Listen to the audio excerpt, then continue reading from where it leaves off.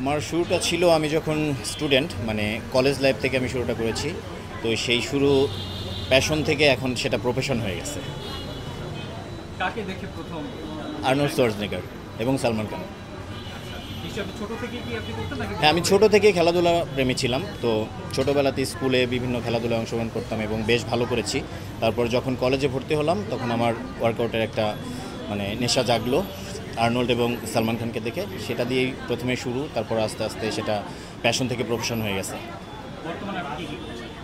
বর্তমানে আমি last 2 years দুবাইতে ছিলাম, ওখানে একটা জিমের কোচ হিসেবে ছিলাম। এখন দেশে চলে আসছি, এখন দেশের বডি বিল্ডিং ইন্ডাস্ট্রিকে আপ করার জন্য কাজ করবো ইনশাল্লাহ। বাংলাদেশের বডি বিল্ডিং ইন্ডাস্ট্রি বর্তমানে আপনার কেমন লাগছে, কি অবস্থানে আছে? হ্যাঁ, বেশ ভালো অবস্থানে আছে।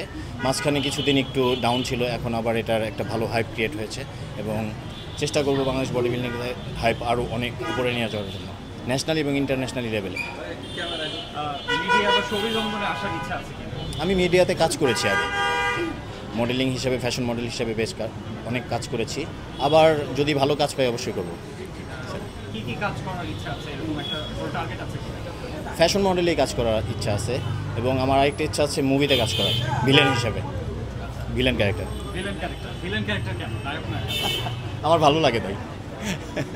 আচ্ছা, যদি আসি এখন নিউ জেনারেশনে যারা আছে তাদেরকে এই বডি বিল্ডিংয়ে এইদিকে ক্যারিয়ার করার কোনো অপরচুনিটি আছে কিনা? অবশ্যই আছে, খুব ভালো ক্যারিয়ার আছে এখানে, কারণ আমাদের দেশে এখন অনেকগুলো জিম আছে, ভালো ভালো জিম, যেখান থেকে তাদের নিজের বডি বিল্ডিং ক্যারিয়ারের পাশাপাশি প্রফেশন ক্যারিয়ারও তারা বেশ ভালো করতে পারবে জন্য। নতুন জেনারেশনকে এই লাইনে আসার ইন্সপিরেশন যদি একটু বলেন। হ্যাঁ, অবশ্যই নতুন জেনারেশনকে আমি এটা ইন্সপায়ার করার জন্য যেটা বলবো সেটা হচ্ছে মানে স্টুডেন্ট লাইফ থেকে তারা যদি শুরু করে তাহলে এটা একটা long time process. Body building আসলে প্রফেশনালি এবং শুধুমাত্র প্রফেশনালি যে তাদের করতে হবে এমন না, নিজের বডি এবং ফিটনেস ঠিক রাখার জন্য প্রত্যেকেই আমার মনে হয় 1 ঘন্টা সময় বের করা উচিত। ঠিক আছে, আমাদের দেশে আমরা বাঙালিরা যেটা করি সেটা হচ্ছে ডাক্তারের শরণাপন্ন হওয়ার পরে আমরা জিমে যাই এবং ফিটনেস নিয়ে সচেতন হই।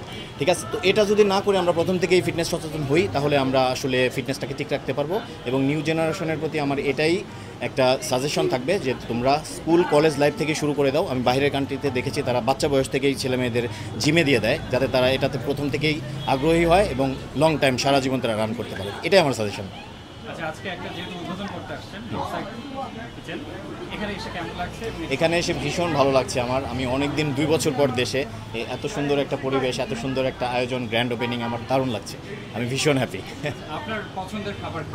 আমার পছন্দের খাবার, আমি তো বেসিক্যালি অ্যাজ এ ফিটনেস ইনথুসিয়াস্ট, আমি সবসময় চেষ্টা করি ডায়েট ফুড খাওয়ার জন্য। তারপরে আমি বেশ ভোজন রসিক, আমি আমার আম্মুর হাতের রান্নাগুলো বেশ পছন্দ করি এবং রেস্টুরেন্টের ফুড যে খাই না তা না, আমি আমার চিট মিলে বেশিরভাগ খেয়ে থাকি, বার্গার, পিৎজা এগুলোই খেয়ে থাকি। এবং অন্যান্য রেস্টুরেন্টে যদি খাই আমি একটু হেলদি ফুড খাওয়ার চেষ্টা করি সবসময়, লাইক বয়েলড, বেকড এগুলো। Thank you so much. আমি তো আজকে ফার্স্ট টাইম আসছি, ট্রাই করে দেখিনি, তবে আমি চেষ্টা করব রোড সাইড কিচেনের এমন একটা ফুড আমি ওদেরকে বলে দিছি সেটা রেডি করবে এবং হেলদি ওয়েতে, এবং সেই রেসিপিটা তারা যেন রোড সাইড কিচেনের মেনুতে অ্যাড করে। আমি সেটা রিকোয়েস্ট করেছি মিরাজ ভাইকে এবং সে বলেছে সেটা করবে, সেটাই আমি খাবো আজকে। আচ্ছা, এই রোড সাইড কিচেনের আমরা দেখেছি তো অন্যান্য ব্রাঞ্চে বেশ ভালো সুনাম আছে, এই ব্রাঞ্চে আপনি কি মনে করেন কতটা? ধানমন্ডি যেহেতু একটা অনেক বড় এরিয়া, আমি ধানমন্ডিতে এক সময় অনেক বছর থেকে গেছি, তো তখন তো রোড সাইড কিচেন ছিল না, এখন হয়েছে এবং এটা খুব বড় পরিসরে এটা অ্যারেঞ্জ করেছে। ইনশাল্লাহ road side kitchen will be blast. এবং অনেকটা সময় ধরে রেখেছে রেস্টুরেন্টটা, এটা আসলে কতটা ভালো লাগছে বাংলাদেশ? অবশ্যই ভালো লাগছে, মানে এটা বোধহয় 5 নম্বর ব্রাঞ্চ আমি যতদূর জানি, এবং এটা আরও ভবিষ্যতে আরও বড় পরিসরে ঢাকা শহর এবং বাংলাদেশের বিভিন্ন জায়গায়, বিভিন্ন জেলায় এরা আরও ব্রাঞ্চ ওপেন করবে, আমি সেই কামনা করি এবং রোড সাইড কিচেনের উত্তরোত্তর সাফল্য কামনা করছি। থ্যাংক ইউ সবাই।